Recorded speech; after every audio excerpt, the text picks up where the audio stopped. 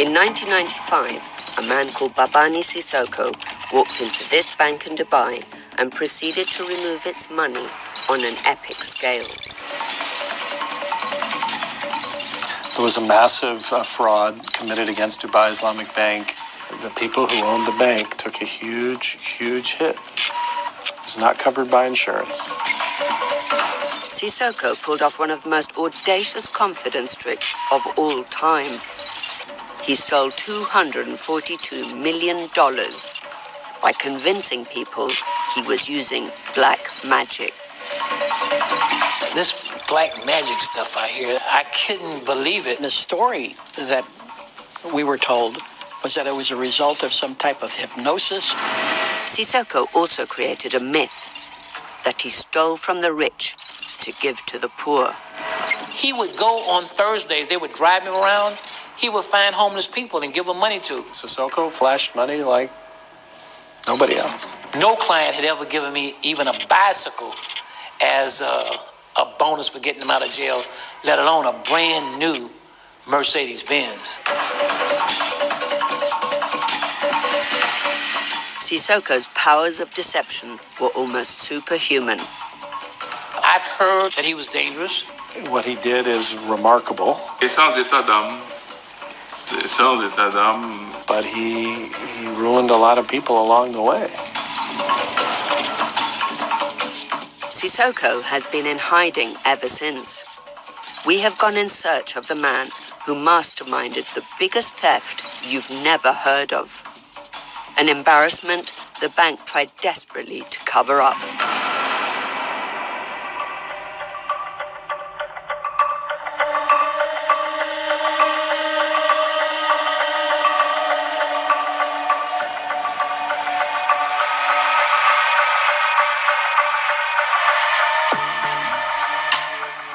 Dubai, in the United Arab Emirates, a city legendary for its opportunities and its opportunists. The Dubai Islamic Bank opened here in 1975. It's the world's first bank run on Islamic principles. A bank that 20 years later was almost brought to its knees by a bizarre scandal. My name is Brigitte Scheffer. In 1998, I was living in Dubai.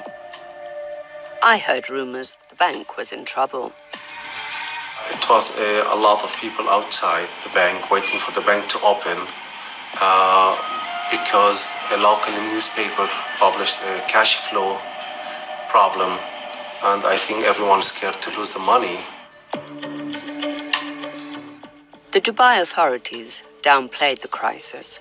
They called it a little difficulty that did not lead to any financial losses, either in the bank's investments or depositors' accounts.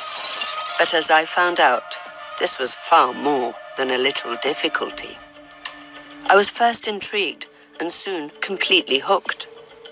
I had to find out exactly what had happened. The story would eventually take me around the world, but it all started here, in Dubai.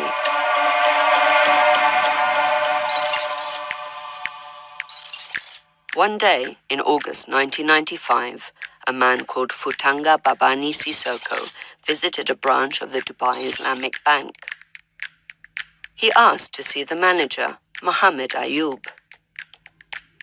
He wanted a loan to buy a car. Ayub agreed, and Sissoko invited him home for dinner. This was the modest beginning of one of the biggest bank frauds ever. There was a massive fraud committed against Dubai Islamic Bank in the order of $240 million, perpetrated with inside assistance, but organized from non-employees of the bank. Sissoko came from Mali in West Africa. Over dinner, he made a startling claim. He told Mohammed Ayub he had magic powers. We heard a lot about that from a few people in his entourage, too. That he had this special, as he called it, this special power over people.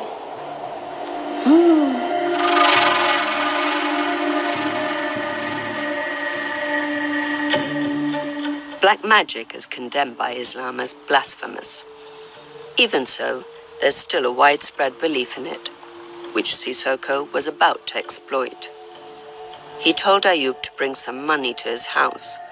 Sissoko claimed he could double it, using magic. When Ayub arrived at the house, a man burst out of a room saying a jinn spirit had just attacked him. He warned Ayub not to anger the jinn, for fear his money would not be doubled. So Ayub left his cash in the magic room and waited. He said he saw lights and smoke. He heard the voices of spirits. Then there was silence. Lo and behold, he found the money had indeed doubled. Ayub was now convinced that Sissoko had magic powers.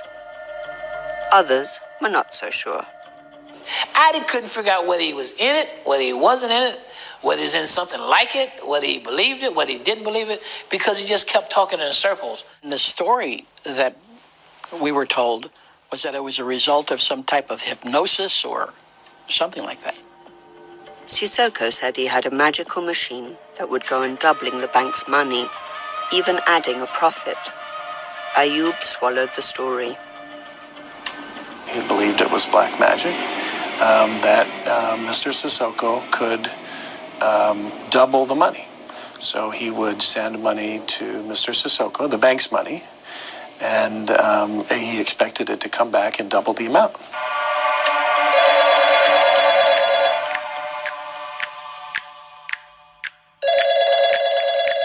I went to see the Dubai police. They'd found a machine that, like Sissoko's, was said to double money. If you put in $100, you get $200 back. Initially, the bills are real. Every year, dozens of people fall prey to this and other unlikely scams. According to the Emirati police, many involve claims of black magic. في أساليب وطرق احتيالية في السحر الشعوذة عديدة. وأريد أن أضيف أن قسم مكافحة النصب والاحتيال أن موضوع الاحتيال يتشعب إلى 3 فروع. الفرع الأول هو الاحتيال على الأفراد، والاحتيال بطريقة السحر والشعوذة، والاحتيال على الشركات. Ayub may have believed the bank's money could be doubled by magic, but he still removed it by fraud. Between 1995 and 1998, he made 183 transfers into Sissoko's accounts around the world. Back then, Alan Fine was an attorney in Miami. When the bank discovered its losses, it asked him to investigate. He began with Ayub's personal finances. The first thing we looked for were signs that he personally profited from the massive amounts of money that he directed leave the bank. We found completely insignificant amounts of money that he benefited from. The explanation provided by the number 2 person at the bank at the time in Dubai was that he was convinced by black magic. He later believed it was black magic.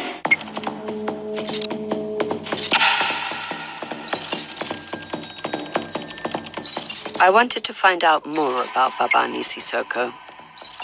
The Dubai Islamic Bank may have been his biggest con, but it wasn't his first. He was an intriguing and complex character. One of the stories he told was that he went to work as a very young man, maybe a boy, clawing for diamonds in the mud on the side of a mountain, and discovered some very big one and smuggled it out, and that's the beginning of his fortune. Il a toujours été quelqu'un qui allait chercher fortune ailleurs, mais chaque fois qu'il a fait fortune, il est quand même revenu partager avec sa famille. I heard he couldn't read or write, and I'm talking to him. He seemed very, very wise, and I was saying, well, something here is not right. This guy's a lot smarter than he's leading on to be.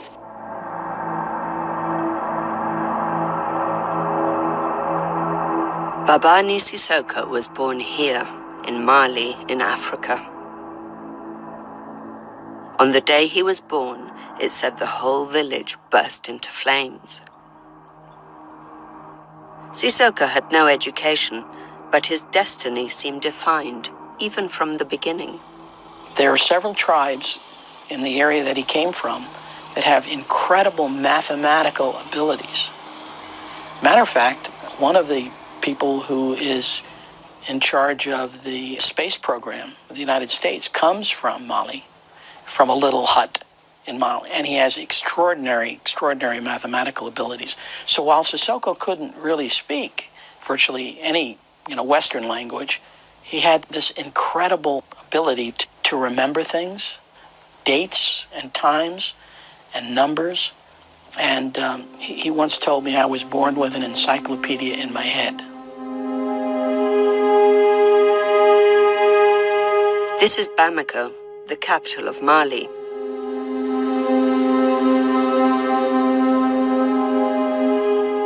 Step outside the parliament buildings and you find yourself in the magic market.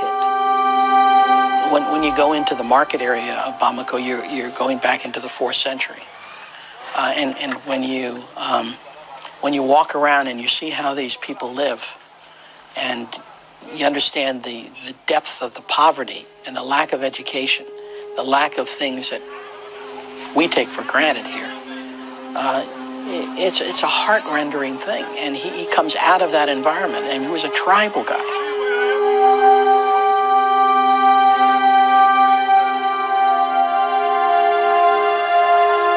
I found market traders openly selling dried animal parts. They're used for black magic. But how can the sale of ingredients for magic be tolerated in an Islamic country like Mali? Bamusa Samite is a sorcerer. He's also known as the Grand Marabout of Duguba, a religious teacher who sees no conflict between a belief in magic and his devout Islamic faith. Parce que djinna de be mo chamana. Bon, do ko djinna ko ti mais réalité de djinna ko c'est réalité. Bon, bi se ka fado mo la, se ka mo sermeni, bi se ka mo bali fendola.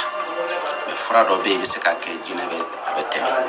C'est comme un voulou chien, li asiri kaso. Abe kasado, ate fenkela. Bamusa knows Sissoko personally. He thinks another sorcerer may have helped him, unwittingly. Sisa, alna soro karamogo fendama.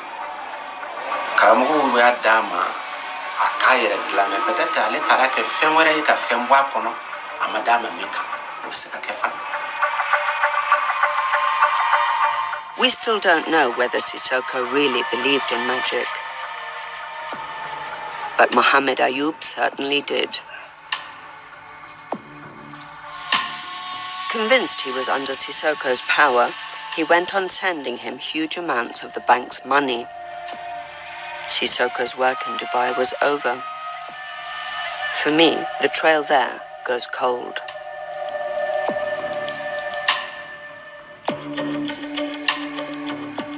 But a few months later, Sissoko surfaces in New York City. In November 1995, he visits a bank, but he does more than just open an account. He walked into Citibank one day, no appointment, met a teller, and he ended up marrying her. And there's reason to believe she made his relationship with Citibank more comfortable. And he ended up opening an account there through which, from memory, I'm just going to say more than $100 million was wire transferred into the United States. Citibank was later sued by the Dubai Islamic Bank for its losses. The case was dropped, but it revealed the staggering scale of Sissoko's fraud. According to their legal papers, in excess of $151 million was debited by Citibank from Dubai Islamic Bank's correspondent account without proper authorization. Sissoko paid his new wife more than $500,000 for her help. I don't know under what legal regime, he married her, but he called her a wife, and she believed she was a wife. She understood there were many other wives, some from Africa, some from Miami, some from New York. With the bank's money rolling in, Sissoko could fulfill his dream of creating an airline for West Africa. He bought a used Hawker Siddeley 125 and a pair of old Boeing 727s. This was the birth of Air Dabia, named after his village in Mali. But getting it off the ground would not be easy. Well, he also had an airline that was just notorious for not actually running. Huge maintenance problems. He had these ideas, these sometimes grand ideas, and they just never made any business sense. So he'd put money into them and then abandon them. Déposer ça, tu sais, le tarmac à Abidjan, il s'est couché 1 semaine, 10 jours à l'hôtel. Il aurait pu prendre un vol commercial, même si tu veux, tu prends toute la première classe pour toi seul. Ça coûte pas un jour de vol. Ou déplacer un avion pour aller chercher un plat au Sénégal et venir, c'était pas un problème.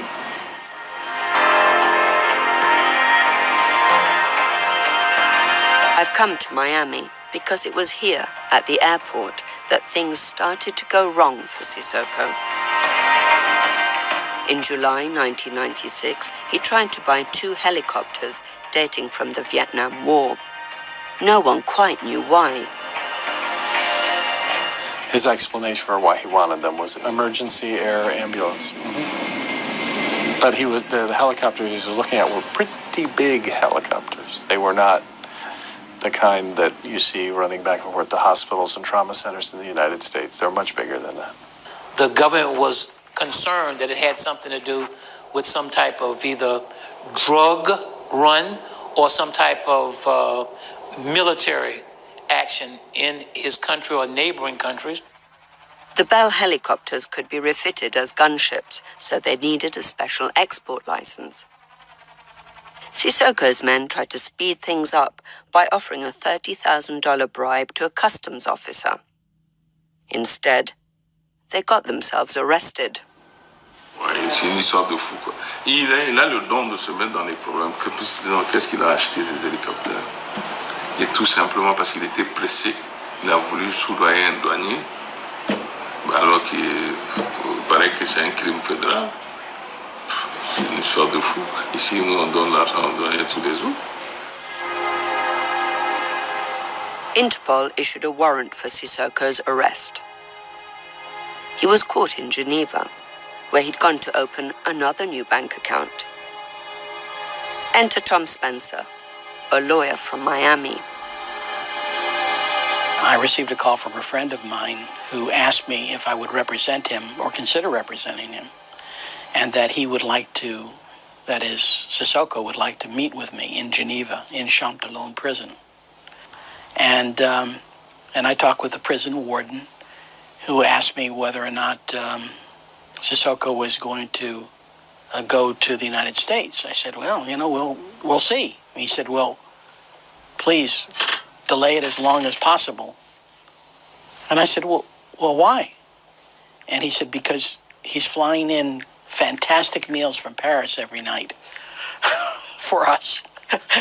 And that was my first bizarre encounter with Baba Sissoko. Spencer was appointed the lead counsel in the fight against the bribery charge. In November 1996, the U.S. authorities extradited Sissoko to Miami, where the crime had taken place. We requested a bail hearing, and the government objected to any bail whatsoever. The U.S. authorities were investigating Sissoko.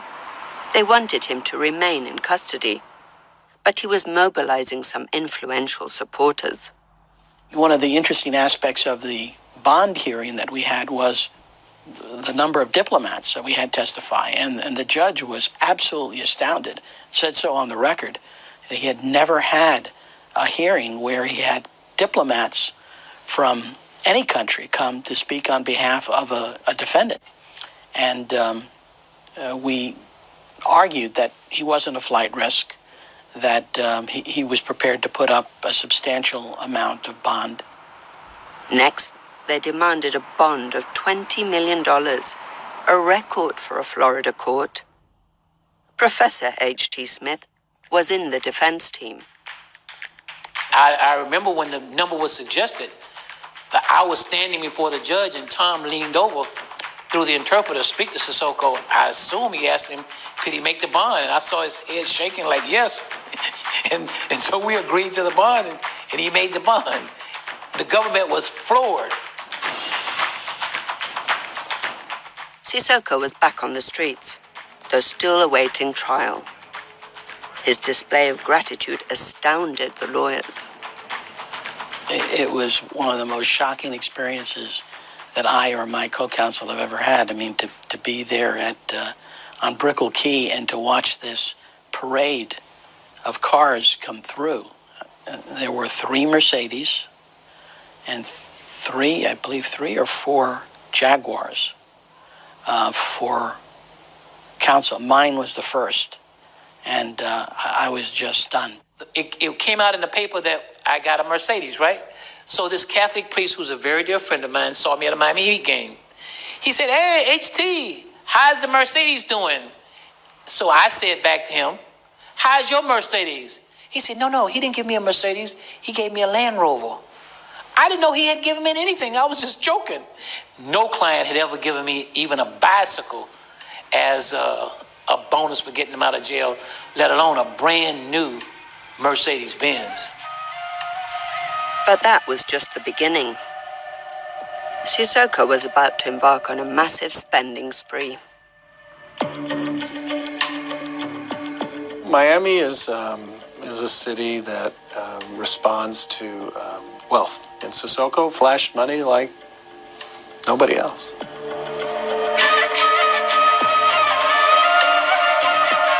Just in one jewelry store alone, over $500,000, and multiple hundreds of thousands in other jewelry stores.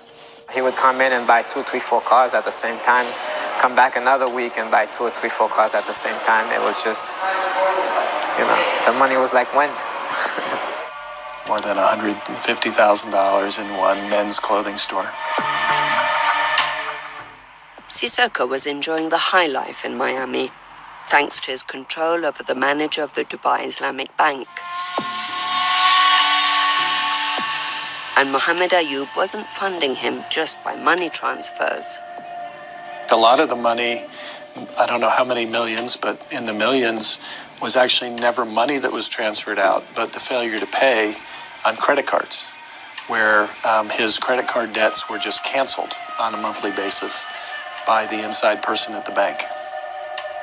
Sissoko had become a Miami celebrity. He already had several wives, but that didn't stop him marrying more.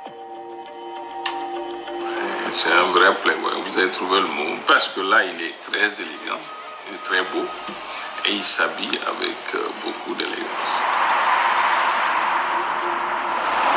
Parce qu'il a flambé à Miami. Il a acheté des appartements partout. He ultimately rented 23 apartments, and he had a number of his wives in those apartments, and he bought furniture for those apartments.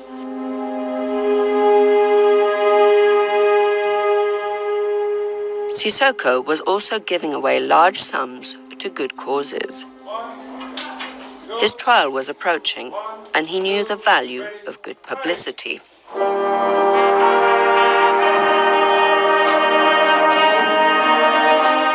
Moi, je l'ai vu à Miami donner $300,000 à une fanfare, petite fanfare d'une école.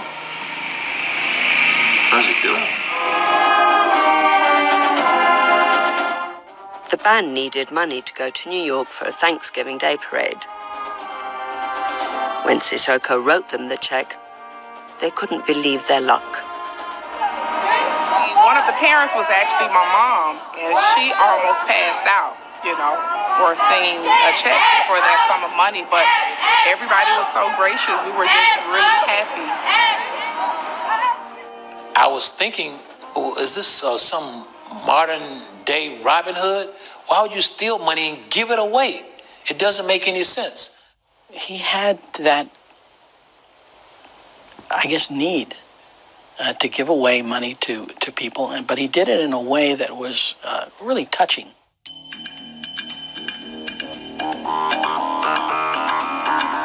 He was giving away money like I had never seen before. The Herald did a story after he left, and I think that I don't want to exaggerate, but I think they said they could have chronicled like $14 million he gave away. He was only here 10 months. That's over $1 million a month. A lot of people did well out of Sissoko, but generosity wasn't his only motive. He had an absolute need to be admired and worshipped by people. So much of what he did was for image. And, I mean, to perpetuate a belief that he was a very powerful man and fabulously wealthy, he would give away money. But only, I mean, it was never, to my knowledge, it was never done in a way where he didn't get publicity for it. Sissoko was also building political support for his case. Some of it came from surprising quarters. Well, I was impressed by how many people from American politics came out of the woodworks for him. I mean, I think it was just maybe a week into the case, and a former United States Senator Birch Bayh was on my doorstep at my office telling me that he represented Sissoko as well and had been engaged, and that he was going to personally take part in the case. And, to have a former United States Senator of the stature of Birch Bayh, it was stunning to me.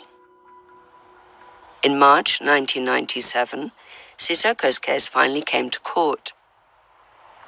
Defying his lawyer's advice, he pleaded guilty. Tom and I were totally against him pleading guilty. Basically, they were saying that Sissoko was involved in this criminal enterprise to try to get these helicopters by bribing officials. But recordings made by U.S. Customs seemed to show that Sissoko's men in Miami had been acting without their boss's approval. When I went through all of the tapes, one of the tapes, he said something like, hurry up and get them here, but just make sure you don't violate United States law. Guilty or not, Sissoko took the rap. He may have preferred not to draw attention to his finances. Even his lawyers had no idea where his money was coming from.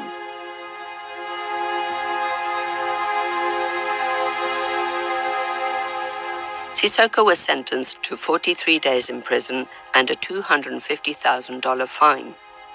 Paid, of course, by the Dubai Islamic Bank, though without its knowledge. Parce qu'à Miami, il était en prison, mais on lui faisait des virements. C'est pourquoi les gens ont dit que c'est normal. Parce que moi, je l'ai entendu demander des virements, et non, et qui sont venus.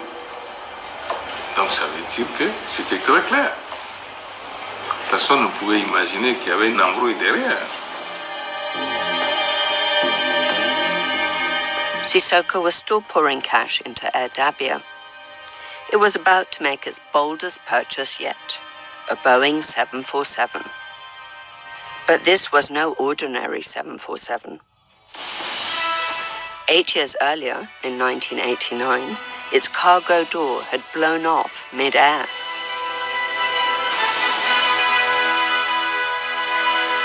Good evening. 16 passengers were sucked out of a Boeing 747 20,000 feet above the Pacific when a section of the fuselage was ripped open.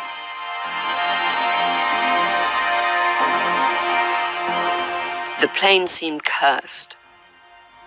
Incredibly, on its maiden flight for Air Dabia, a 30-foot piece of wing tore off. L'avion qu'il a pris presque en épave, qu'il a réparé, machin. Mais il y avait un commandant, bon, je ne vais pas citer le nom, mais africain qui était là de lui faire croire que c'est bon. But Sissoko also used his planes to do good. In Zaire, fighting had broken out, and hundreds of Malians were unable to leave. Il y avait la guerre vers Kinshasa, au moment de Babani Sissoko. Il a même envoyé des avions aller prendre les Maliens qui sont là-bas. Il a beaucoup fait pour le Mali. Quand l'État est obligé de faire recours à l'OMI, aux partenaires pour évacuer les Maliens, mais les Maliens du Zaïre, c'est Baba qui les a évacués seuls. In Florida, meanwhile, Sissoko was serving time in South Dade Federal Prison. He was offered early release if he made a donation to this homeless shelter, Camilla's House. He was relieved of the obligation of continuing in prison and put on house arrest for half of his federal criminal sentence after making a contribution to Camilla's House of more than $1 million. In effect, it seems Sissoko used the Dubai Bank's money to buy his way out of prison and out of the United States. Within days, he was on a plane to Mali.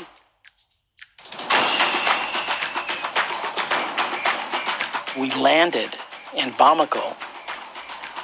I was stunned. I never expected anything like this, but it was a national holiday. There were hundreds of thousands of people lining the streets at the airport.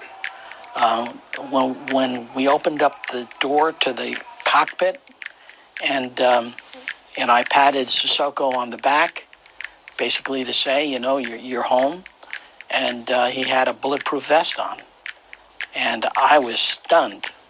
And Tom wanted to know why you having a bulletproof vest and you didn't give me a bulletproof vest. And that's when he got a little nervous. This is the police station where Sissoko's house arrest should have been enforced. But as soon as he got to Mali, he disappeared. His lawyer was getting alarmed. I wanted to get out of there as quickly as I possibly could. I had no bulletproof vest. And then we had a private small jet flight out. I think it was like a 10-seater. And that itself was an interesting experience because at the last minute, the plane had been leaned by the airport because they were seeking some sort of bribery in order for the plane to leave. And I recall as we were taxiing out, I'll never forget this as long as I live, I was throwing CFAs, which was their dollar bills, out the door to the.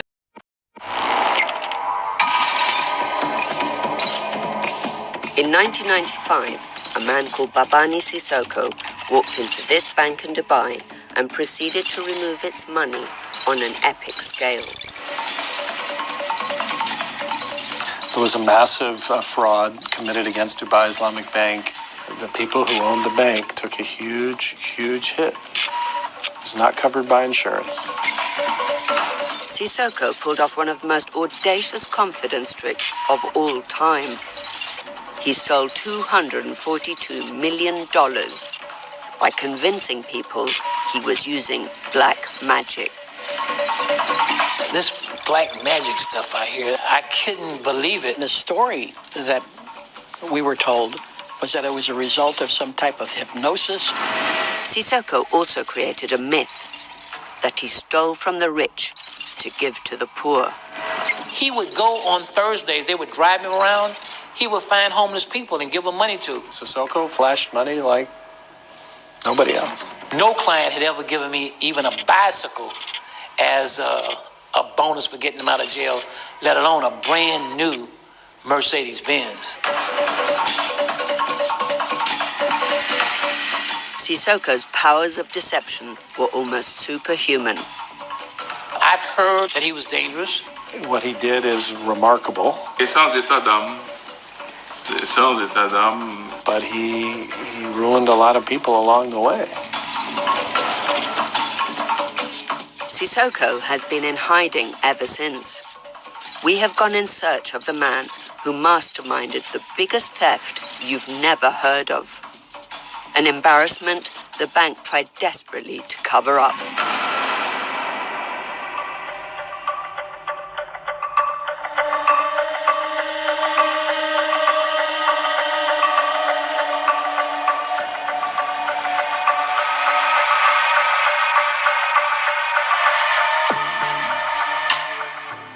Dubai, in the United. We asked the Dubai Islamic Bank for an interview to discuss the case, but they declined. Mohammed Ayub was found guilty of fraud and given 3 years in jail. It was rumored he was exorcised for his belief in black magic. Sissoko has never faced justice. In his absence, a Dubai court sentenced him to 3 years for fraud and practicing magic. Interpol issued an arrest warrant, and he remains a wanted man.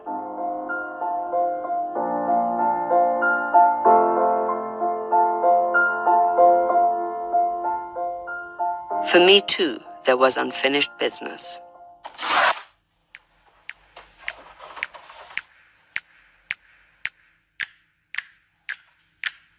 I was sent transcripts from other trials at which Sissoko failed to appear, including one in Paris. His lawyer claimed he was a scapegoat for Ayub's actions and that the bank's money had gone elsewhere. French courts don't recognize charges of fraud or magic, so Sissoko was found guilty of money laundering. He has never spoken publicly about the bank's missing millions. I decided I had to find him.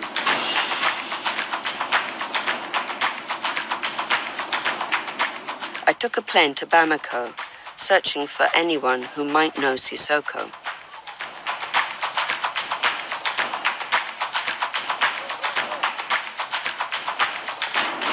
Amongst the bustle and noise, I found his seamstress. She remembered Sissoko fondly. La dernière fois, même il y a 2 ou 3 ans, je lui ai fait une valise.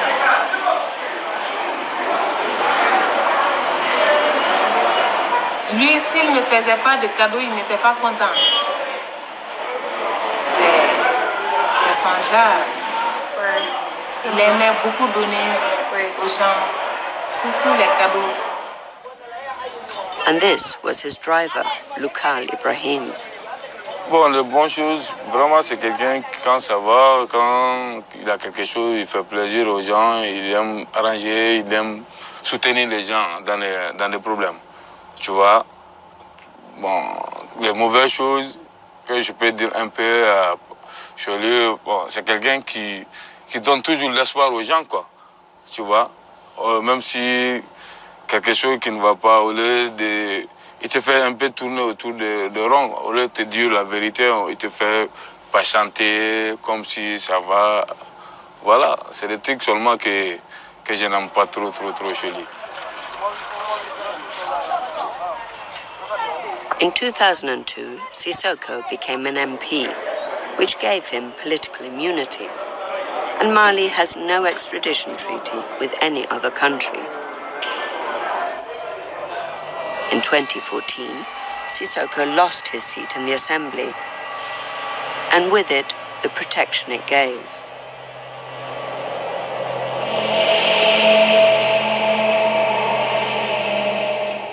The bank in Dubai is still seeking to track down Sissoko. But I'd heard he'd returned to the village of his birth, Dabia.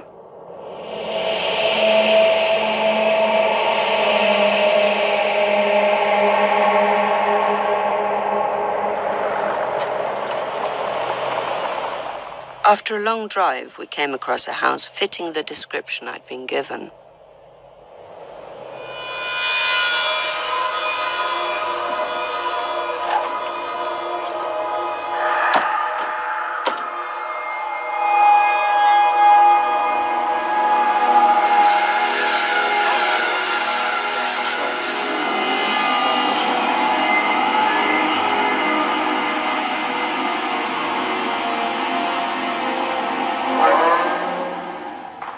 Suddenly, surrounded by armed guards, there he was, Babani Sissoko.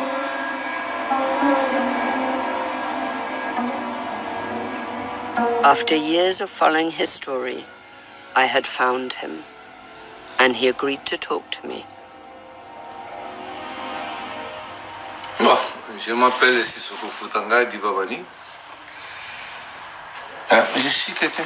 Le jour de ma naissance, je l'ai fait après tous les villages. Le jour de ma naissance. Juste qu'on est, Mariato a accouché, tout ça. Elle l'a fait après le village. Donc, elle a fait sortir. Maman est sortie dehors ici. Ici, tout ça, la bouche, hein, à l'époque. On fait la salle ici, puis le juillet. So where did he get the money for his expensive projects? J'ai eu d'argent. Et maman,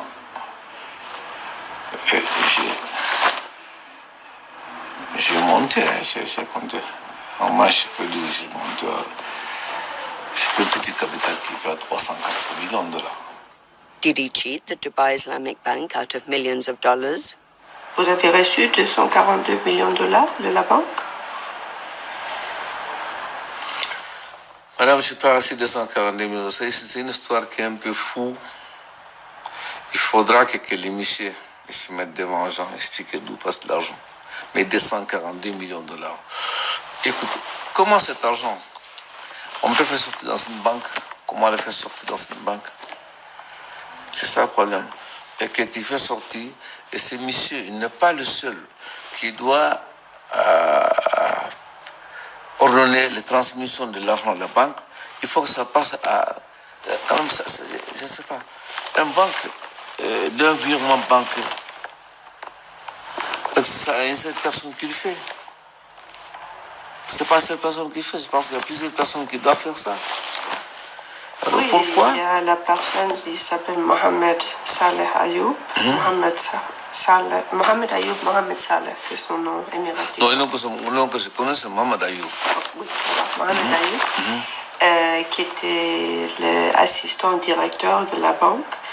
Et on se défend parce que lui, il est allé en prison pour ce crime.